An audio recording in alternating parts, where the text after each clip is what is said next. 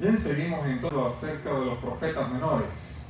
Y como ya escucharon la lectura bíblica, hoy vamos a estar hablando acerca del profeta Abdías, uno de los profetas pequeños o menores, difícil de encontrar. De hecho, es el profeta o el libro más pequeño del Antiguo Testamento. Solamente tiene un capítulo con 21 versículos nada más. Así que cuesta un poquito de trabajo encontrarlo. Está ahí justamente después del profeta Amós, ¿verdad? Empezando los profetas menores, Oseas, Joel, Amós, y ahí le sigue entonces el profeta Abdías. Así que les invito a que abran sus Biblias ahí en el profeta, pues vamos a estar leyendo algunos pasajes desde este profeta. Como hemos estado estudiando los profetas menores, esta serie, hemos estado poniendo nombre a cada uno de los profetas para ayudarnos a recordar el contenido de cada uno de los profetas. Llamada del deber, y ya corto, pero contundente, y el mensaje va dirigido de manera particular, va dirigido hacia una nación, aunque no específicamente como otro profeta que habló específicamente solo para una nación. ¿Recuerdan cuál fue? El profeta Jonás. El profeta Jonás profetizó exclusivamente ¿para qué nación? Para Nínive.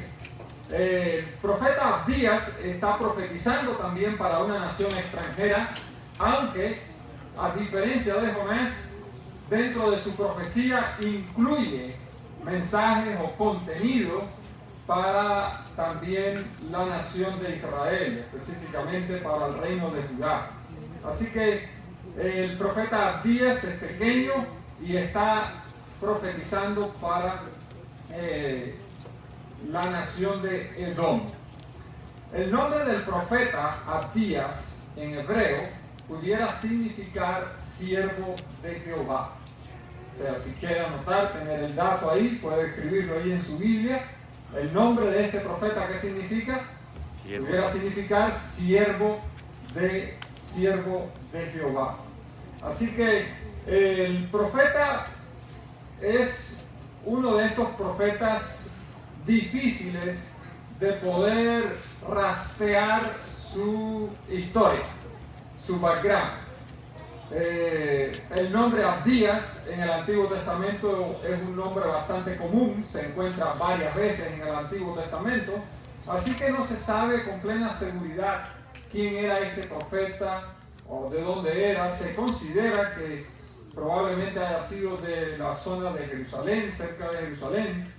Y otro de los elementos que hace difícil al profeta Abdías es tratar de ubicarlo cronológicamente, en qué momento de la historia específicamente tuvo su mensaje o su profecía.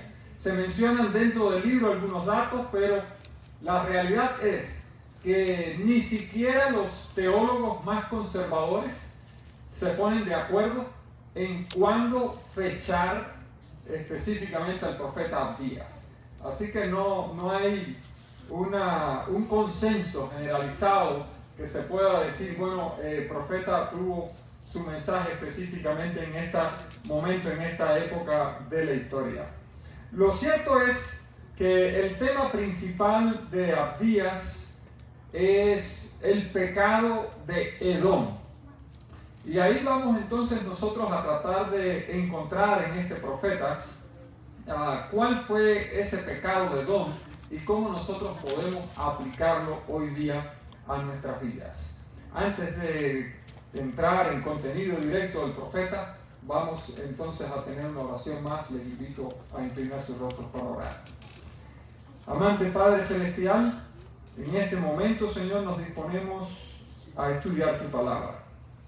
Y rogamos que tu presencia se manifieste en medio nuestro, que tu Santo Espíritu, Señor, tome control de nuestras mentes, de nuestra voluntad, que tú apliques, Señor, la palabra a nuestra necesidad. El Espíritu Santo es el único que sabe tocar la llaga y traer sanidad. Así que, Padre Santo, rogamos para que ese Espíritu Santo toque nuestras vidas y nos sane, nos limpie del pecado. y que el mensaje de este profeta, Señor, no caiga en terreno infértil, sino que pueda caer en corazones listos para dar fruto para la gloria de Dios. Porque lo pedimos, Señor, en el nombre de Jesús. Amén. Dice el capítulo 1 de Abdías, allí el único capítulo que tiene, en el verso 1 dice: visión de Abdías. Jehová el Señor ha dicho así.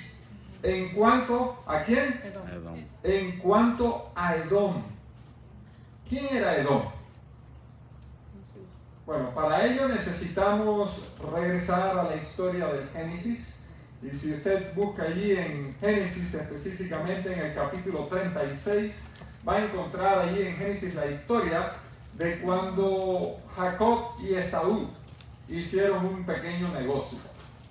¿Recuerdan? Jacob era pastor de ovejas, Esaú era cazador, y Esaú había salido a cazar al campo, y cuando regresaba cansado, usted se puede imaginar en Medio Oriente, un día de calor como lo que estamos teniendo ahora en Texas, cansado, frustrado de no haber cazado nada, hambriento, se encuentra con que su hermano tiene allí un sabroso guiso, ¿verdad? Un guiso, dice, rojo. Y entonces Esaú pues le dice al hermano: dame de ese guiso, tengo hambre. Y Jacob, que no era ni lento ni perezoso, aprovechó la buena oportunidad para ofrecerle un negocio a su hermano. Ok, yo te doy el guiso, pero cédeme tú entonces la primogenitura. La primogenitura, en nuestros días, contextualizando, pudiera ser el certificado de la herencia. El primogénito, en los tiempos de los patriarcas, tenía derecho a una doble porción de la herencia. Así que una vez que moría el papá, el primogénito le tocaba ¿en cuánto? 2 partes. Pero más allá de la bendición física de la herencia, el primogénito también gozaba de la bendición espiritual, pues era líder o patriarca, debía ser el líder espiritual de la casa. Así que Jacob lo que está reclamando es ¿qué cosa? La herencia y el liderazgo ¿cómo? Espiritual. A la verdad que a Esaú no le interesaba mucho de estas dos cosas, o quizás en el momento por el hambre que tenía, no lo pensó bien, el hambre no lo dejó pensar, y trazó el negocio con su hermano. Pues está bien, yo te cedo la primogenitura, solo dame de ese guiso de lentejas. Recuerden la historia, un poco mucho más atrás, cuando la mamá estaba embarazada, dice que había guerra, ¿qué cosa? En su vientre, ¿verdad? Y la guerra que había en su vientre era porque habían, dice, 2 naciones en su vientre que estaban peleando una contra otra. Y en el momento de nacer, estos muchachos, que eran gemelos, en el momento de nacer, ¿qué fue lo que pasó? ¿Recuerdan la historia? Resulta ser que Esaú sacó primero, ¿qué cosa? La mano, y la partera dijo: este nació primero. Bueno, pues realmente no había nacido, solamente que había sacado la mano, pero la partera dijo: este nació primero.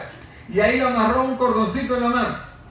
Pero resultó entonces que cuando nace, el hermano venía agarrado de él, ¿por dónde?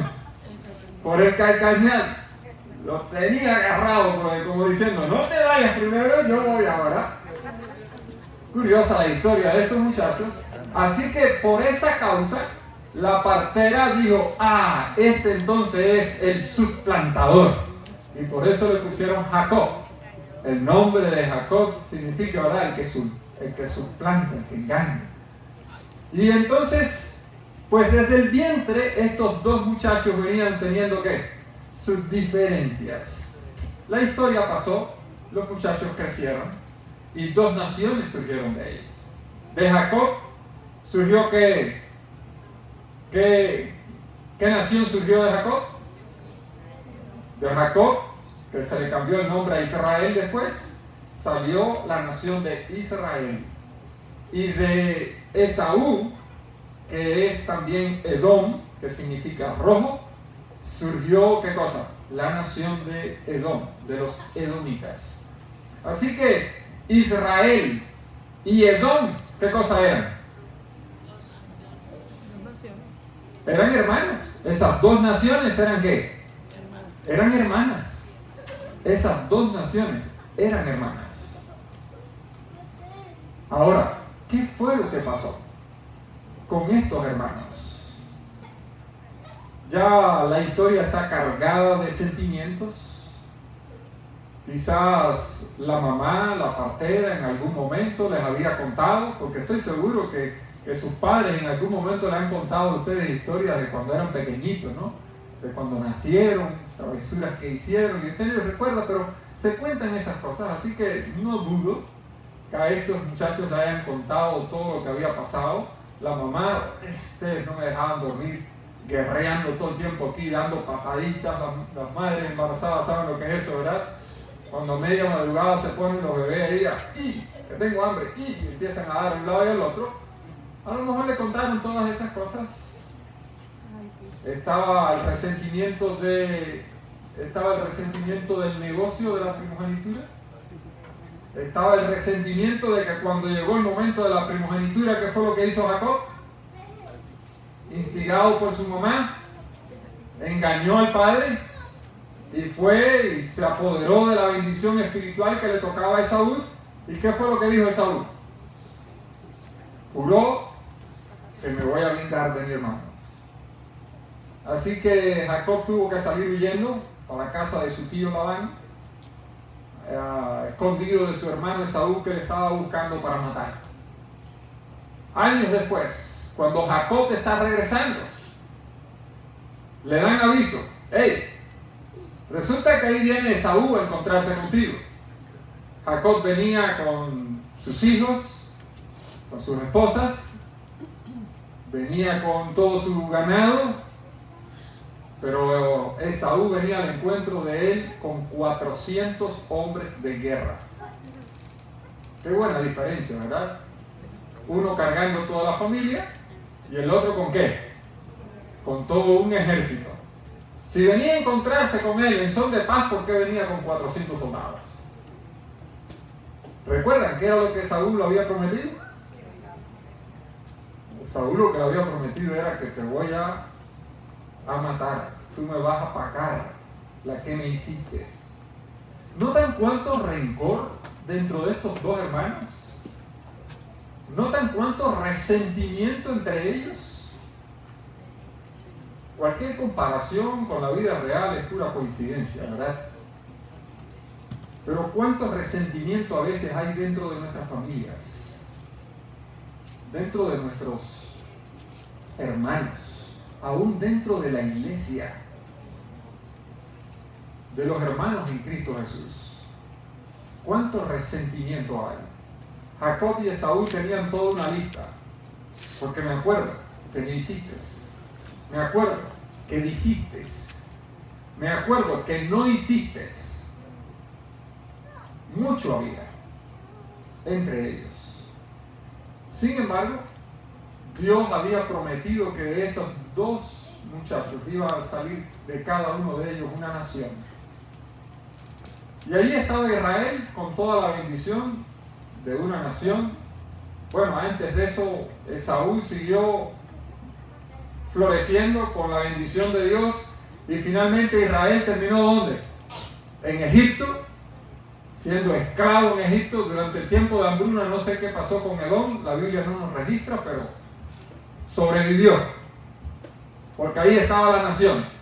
Ya después, en el libro de Números, en el capítulo 20, encontramos que Israel está saliendo de Egipto, viene hacia la tierra de Canaán que Dios le había prometido, y resulta ser que tenía que pasar justamente por el territorio de Edom.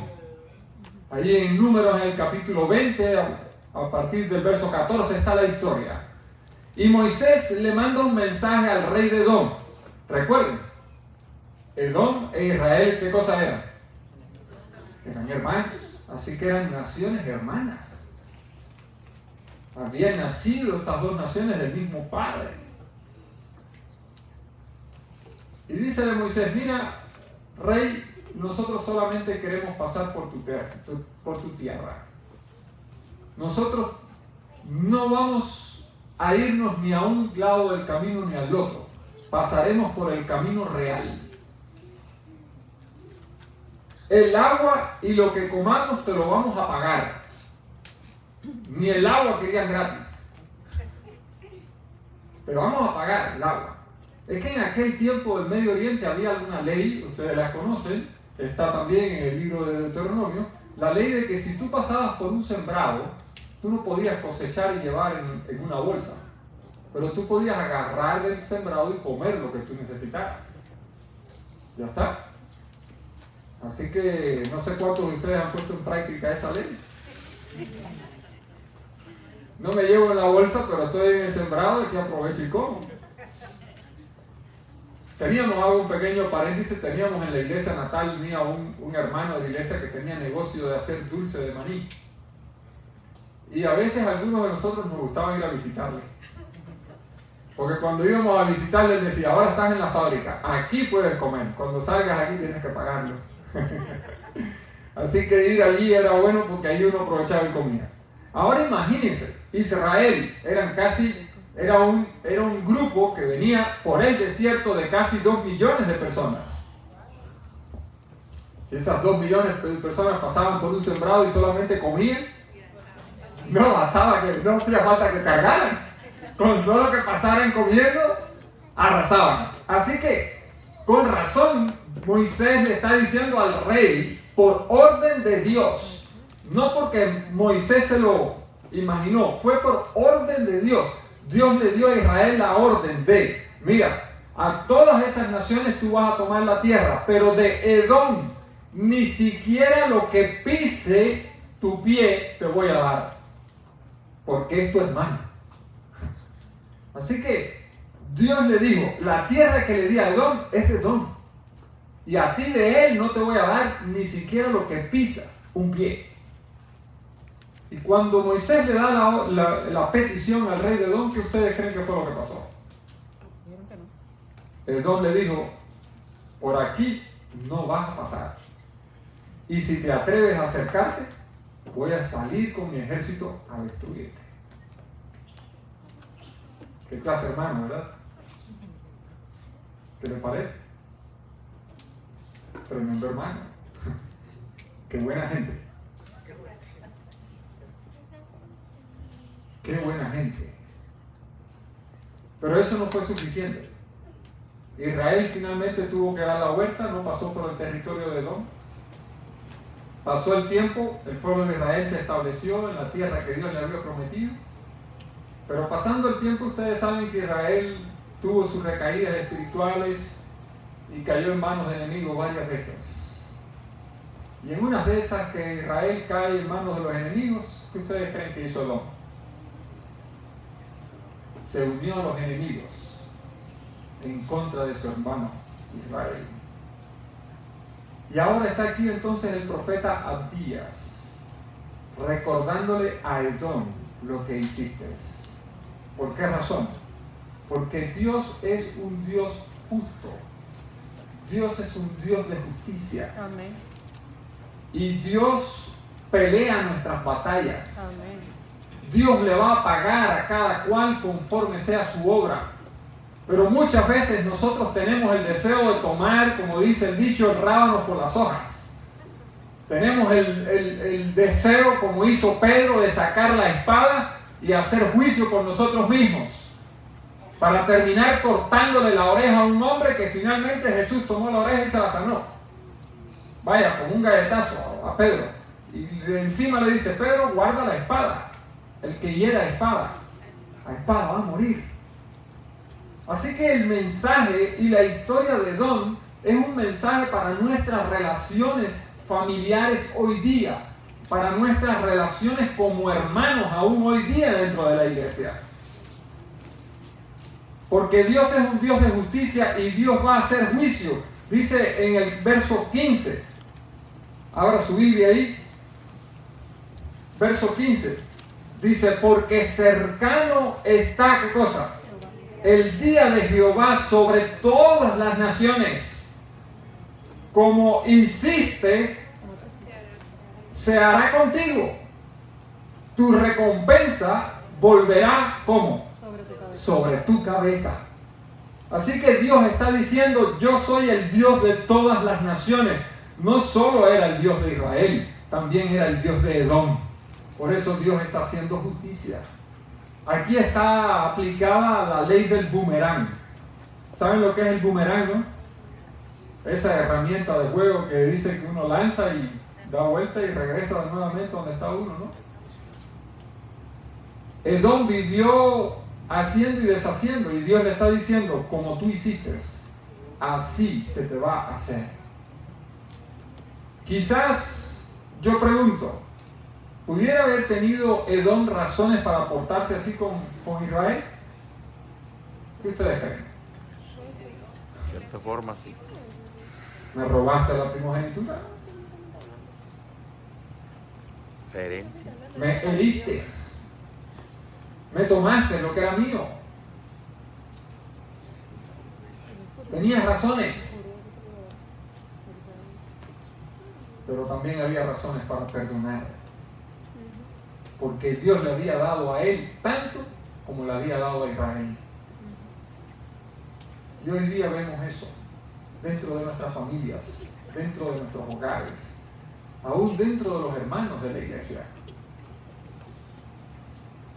El resentimiento de que me hiciste y que tengo razones, pero aunque tengas razones hay que perdonar, porque como tú trates, Dios te va a tratar. Como tú trates de hacer juicio, Dios va a hacer juicio también sobre ti. Uno de los problemas que tenía Edom era la soberbia. Y no sé, quizás muchos de nosotros caemos dentro del mismo saco. Si leemos allí en el verso 3, dice el verso 3, la soberbia de tu corazón, ¿qué ha hecho? Te ha engañado. Tú que moras en las hendiduras de las peñas, en tu altísima morada, que dices en tu corazón, ¿quién me derribará por tierra? Cuidado con la soberbia.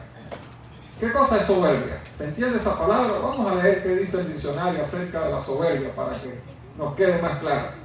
Dice el diccionario de la Real Academia Española que soberbia es el sentimiento de superioridad frente a los demás que provoca un trato distante o despectivo hacia ellos.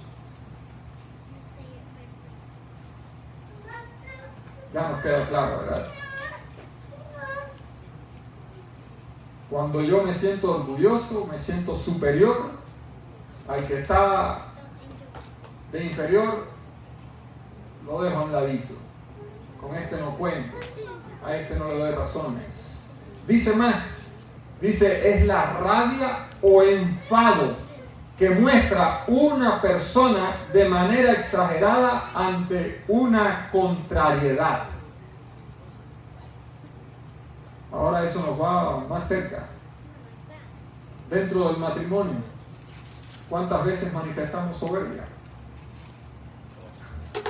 Cuando yo digo vamos a hacer esto y mi esposa dice no vamos a hacer así, y ahí mismo es como que se le pone el fuego a la gasolina, usted sabe, ¿no? No lo intente. Le pone candela. Al diésel usted tiene que ponerle el fuego y dejárselo ahí para que se caliente y haga ¡pum! A la gasolina nada más que se la acerca y ¡pum! Ya explotó. Algunos somos volátiles así. Porque fuiste en contra mía y ¡pum! Explotó. El sabio Salomón escribió un proverbio acerca de eso y Edom es un tremendo ejemplo de esto. En Proverbios capítulo 16, vamos a buscar allí, Proverbios capítulo 16, vamos a leer verso 18. Proverbios capítulo 16, verso 18. Dice el sabio Salomón, antes del quebrantamiento es ¿qué cosa? La soberbia. Quiere decir que el que se ensoberbece, el que se enorgullece, el que se hace grande, ¿qué es lo que le sigue? El quebrantamiento. Salomón lo está diciendo otra vez. Bueno, está quebrantado. Porque primero, ¿qué cosa? Cristo lo dijo. Todo el que se humilla, ¿qué cosa? Será ensalzado. Y el que se ensalza, será humillado. Así que dice Salomón, antes del quebrantamiento es la soberbia. Y antes de la caída, la altivez de espíritu. ¿Y qué era lo que decía Edom? Según vimos el verso 3. ¿Quién me derribará por tierra? Más aún, Edom tenía razones para creerse importante. Su sabiduría era reconocida, dice en el verso 8 allí. No haré que perezcan en aquel día, dice Jehová, los sabios de Edom. O sea, eran gente estudiada. Ese es el problema, que el orgullo no entiende con los estudiados. No importa que sea doctor, no importa. A veces creen que porque el hermanito es analfabeto, no tuvo oportunidad de estudiar y demás, por eso es que es tan torpe, por eso es que no sabe tener relaciones personales. Bueno, está bien, al hermanito quizás se le pueda perdonar, no fue a la escuela, imagínense, téngale paciencia. Pero ¿y el hermano estudiado? Que tuvo oportunidad de tener una educación formal. ¿Por qué es tan duro en las relaciones? ¿Por qué no se interesa por su hermano? Así que Dios le está llamando la atención a esta nación por no haber cumplido ¿qué cosa? Por no haber cumplido su deber. Y por eso fue que le llamamos al profeta Abdías el profeta del deber.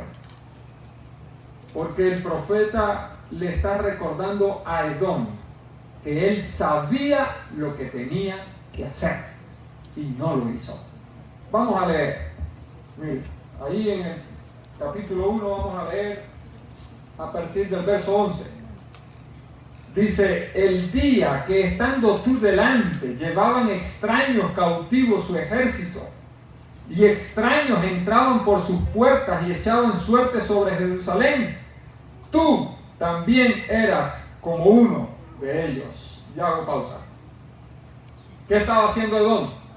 Viendo el mal que le estaba viniendo a su hermano, y él en vez de salir a defenderlo, ¿qué hacía Ernesto? Nada. Se aprovechó. Vamos a aprovechar ahora aquí que le están dando y vamos nosotros también a darle. Como dice el dicho, del árbol caído, ¿qué se hace? Leña. Leña. Y Ya fuego. está, en el piso, vamos a darle. Leña y fuego. Cuidado.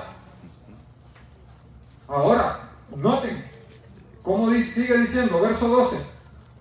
Pues no, ¿qué cosa? No debiste. Oh, no debiste. O sea, tú sabías. ¿Lo sabías o no lo sabías? Tú sabías. No debiste. No debiste tú haber estado mirando en el día de tu hermano, en el día de su infortunio. Y que vuelva a decir, no debiste haberte apartado de los hijos de Judá en el día en que se perdieron. Y vuelve a añadir, ni debiste haberte jactado en el día de la angustia. Verso 13, ¿qué dice? No debiste haber entrado por las puertas de su pueblo en el día de su quebrantamiento. No debiste haber mirado su mal en el día de su quebranto, ni haber echado mano a sus bienes en el día de su calamidad. Y verso 14, como que añade más, tampoco debiste haberte parado en las encrucijadas para matar a los que de ellos escapasen. ni debiste haber entregado a los que quedaban en el día de la angustia. ¿Cuántos hay? No debiste, no debiste, no debiste, no debiste, no debiste, ni tampoco debiste, no debiste. 7 veces no debiste. Por eso el profeta Abdías le estoy llamando el profeta ¿de qué? El deber. Del deber. Y yo pregunto, como hijo de Dios, ¿no sabes lo que tienes que hacer? ¿No sabes que tienes que perdonar? ¿O eso es nuevo para ti? Lo sabemos. Solo que no quiero perdonar. Porque me hiciste. Me dolió. Así que en el día del juicio, Dios lo va a recordar. No debiste. No sé que tengo que hacerle bien a mi hermano. Que tengo que amarlo. Pero no quiero, es incómodo. Tratarlo es tan difícil. Yo no quiero tenerle paciencia. Mejor no me reúno con él, no trato con él allá y yo aquí, y nos llevamos bien. En el día del juicio Dios va a recordar, hey, no debiste. Tú lo sabías y no lo hiciste.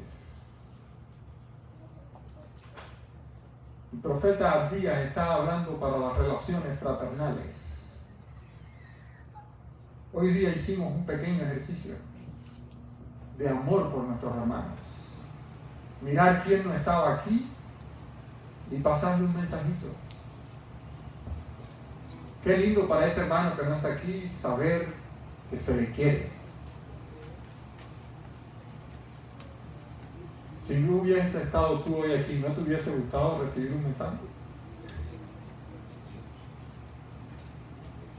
Cuando llegues al reino de los cielos, no te va a doler ver que falta uno de los hermanos con los que pasaste tanto tiempo. Vamos caminando hacia la tierra, hacia la Canaán celestial. ¿No te da cosa ver que alguien se cae, se lastima en el camino y que otros le pasan por arriba y no tienen compasión de él? No debiste. Es el mensaje del profeta Abdías. Así que nosotros debiéramos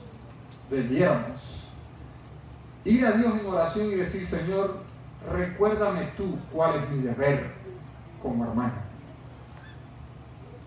Para el que se sienta al lado mío en la iglesia, para el que se sienta en la esquina de atrás, lejos de mí, o el que se sienta adelante, para el que si ve que yo me estoy sentando aquí se sienta al otro lado. Para ese tengo un deber, para ese hermano difícil de tratar, para ese hermano con un carácter áspero, para ese hermano con un carácter orgulloso como el de Don, para ese hermano que me hizo y que necesito perdonar. Señor, ayúdame a recordar cuál es mi deber y cumplir ese deber, porque Dios es un Dios santo. Amén. El profeta Abdías se lo recuerda a Edom y se lo recuerda también a Israel en el verso 17. Dice, mas en el monte de Sión habrá un remanente que se salve y será como santo. Y la casa de Jacob recuperará sus posesiones. Pero Dios claramente está diciendo, habrá un remanente que se va a salvar, y ese remanente va a ser como santo. Durante todo el Antiguo Testamento, Dios se encargó de recordarle al pueblo de Israel que Él es un Dios santo y que Él quiere que su pueblo sea santo. Amén. En el contexto de mi país, para muchos ser santo es vestirse de blanco y tener montones de collares y hacer pacto con algunos ídolos de palo y piedra. Y usted lo puede ver cuando usted ve a una persona vestida de blanco completa, zapatos blancos, media blanca, todo blanco, y usted dice, oh, ese es un santo. Se hizo santo. O se hizo santo. Pero en el contexto bíblico, el que es santo es el que ha sido separado para Dios, el que se ha apartado para Dios. Así que Dios que quiere que tú vivas apartado ¿para quién? Para Él. Que tú y yo seamos santos, y solamente ese remanente santo es el que se va a salvar. Así que si tú quieres estar dentro de ese grupo de los salvados, tienes que vivir apartado para Dios. Amén. Y cuando vivimos apartados para Dios, vamos a tener entonces el mismo sentir de Cristo Jesús. Amén. ¿Y cuál fue el sentir de Jesús? Filipenses, ¿verdad? El apóstol Pablo allí en Filipenses capítulo 2 dice que el sentir que hubo en Cristo Jesús fue el que se humilló. Jesús se humilló. Dice, siendo igual a Dios, no estimó eso como algo a lo que aferrarse, sino que se humilló. Y ese es nuestro problema, queridos. Para pedir perdón hay que humillarse.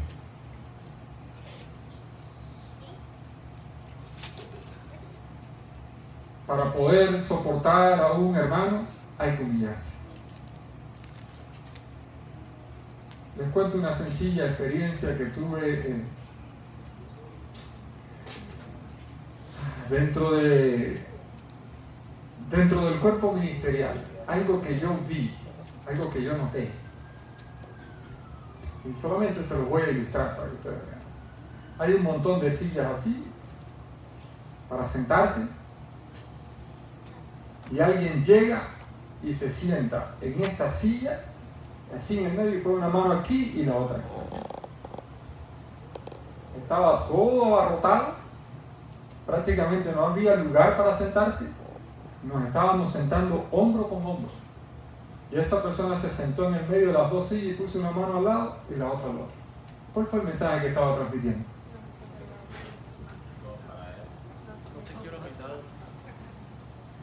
Excuse me, give me my space. Dame mi espacio. Eso de sentarme hombro con hombro, dame mi espacio. Yo necesito mi espacio.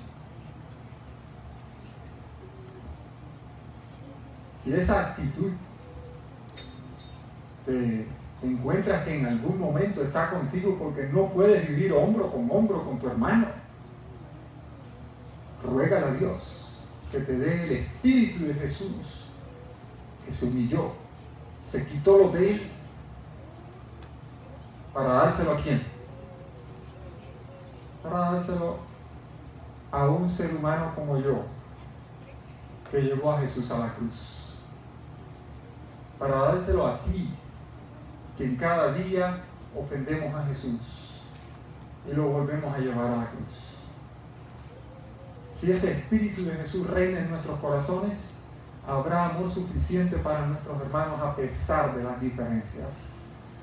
Habrá amor suficiente para buscar a los perdidos, para buscar al que no está aquí. Habrá amor suficiente para poder gozar entonces de la bendición de Dios. Porque el profeta termina diciendo en el verso 21,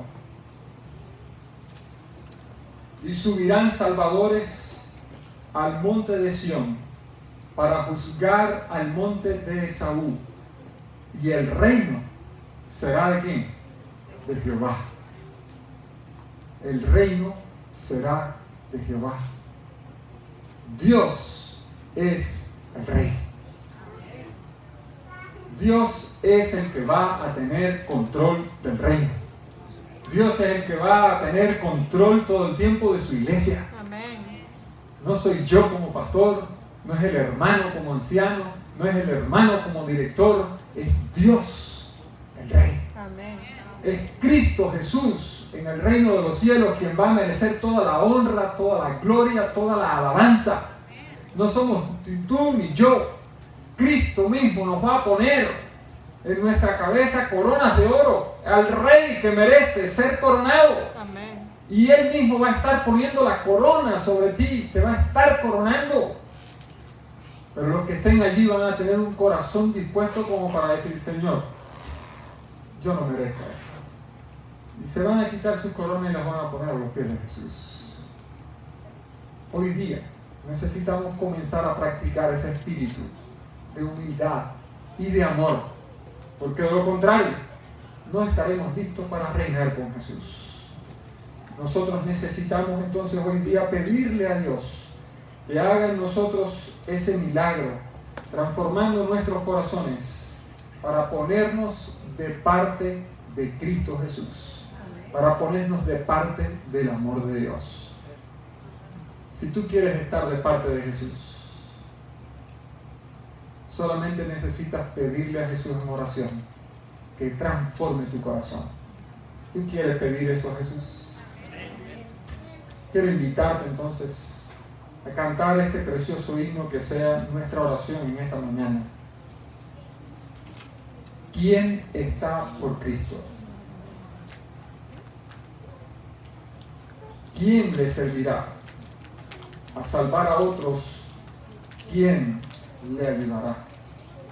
Y que podamos responder, como dice el coro, por su magna gracia, por su profundo amor, yo estoy por Cristo, mi Rey, mi Señor. Amén. Te invito a ponernos en pie para concluir cantando este himno.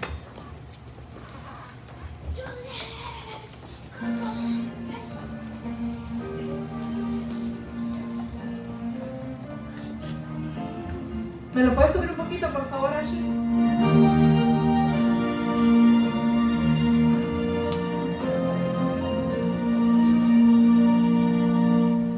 ¿Quién está por Cristo? ¿Quién le servirá a salvar a otros? ¿Quién le ayudará?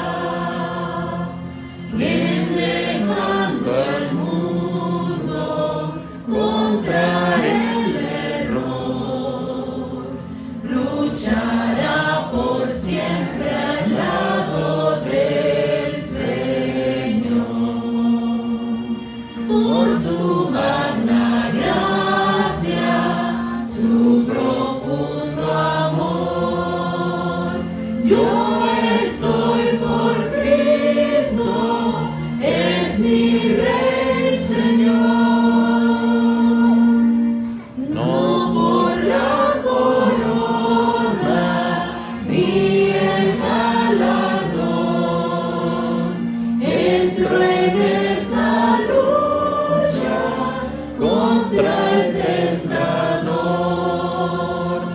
Por los pecadores Cristo se entregó, en llevarlos a sus pies me gozo yo.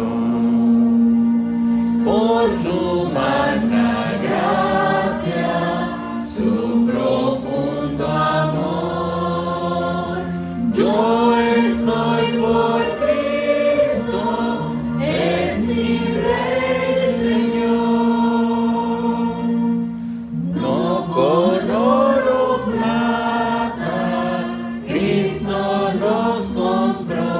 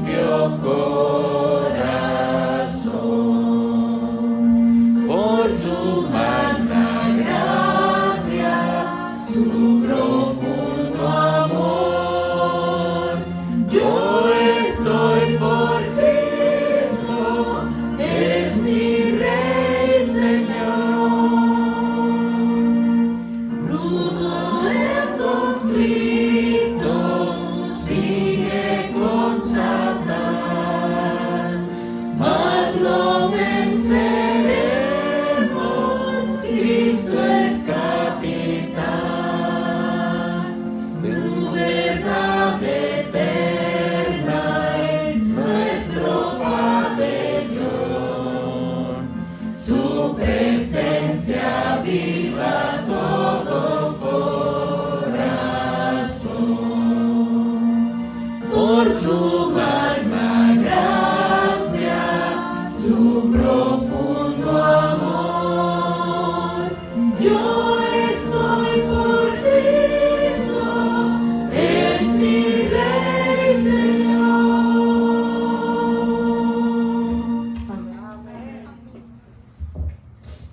Es imposible, aquí en esta tierra es imposible convivir juntos y no ser lastimados. Eso es imposible. Me tocó trabajar atendiendo un internado donde teníamos allí 65 muchachos estudiando para ser pastor. Cuando usted ve a un muchacho que dice hoy seminarista o va a ser pastor, usted tiene a ese muchacho, ¿verdad? Pues va a ser pastor, sintió el llamado, es un líder espiritual dentro de la iglesia, es el mejorcito de los mejores. Sin embargo, dentro de ese internado, dentro de esos muchachos, también había celo, también había problemas, también había conflictos. Así que varias veces compartí con ellos las reglas de la convivencia, para poder convivir en paz y poder, en medio de la convivencia, cuando nos lastimamos, poder tener espíritu para perdonarnos y seguir adelante. Si usted cree que le está siendo difícil convivir con un hermano, convivir con una familia, aquí dentro del pueblo de Dios, revise las reglas de la convivencia. Revise cómo el apóstol Pablo constantemente dice, mira, ayudándonos unos a otros, soportándonos unos a otros, perdonándonos unos a otros.